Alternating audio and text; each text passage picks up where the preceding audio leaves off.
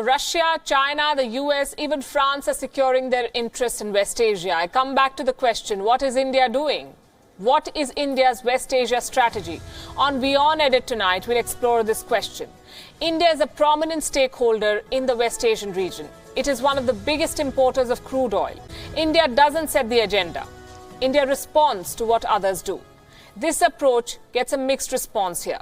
Some say that India should not interfere, India should let the situation evolve. Others say that India should state its position clearly, hedge its bets. It's a Shakespearean dilemma, you could say, to be or not to be.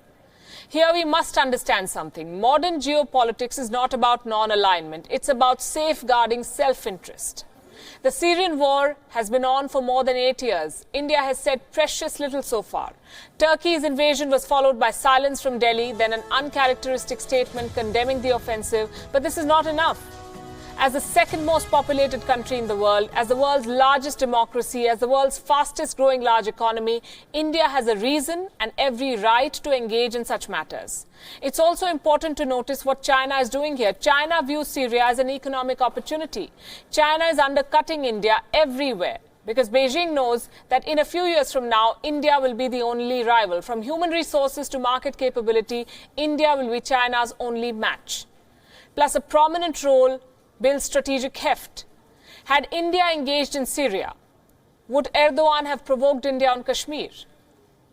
India's silence is often misconstrued as its weakness, and it's time to shed the silence this time. If New Delhi plays its cards right, then Syria could well be India's window to Europe. It's high time for India to assert itself in the region, and that's not to say that nothing has been done. It is because of the nuanced foreign policy with Saudi Arabia and the UAE that India secured support on the Kashmir issue.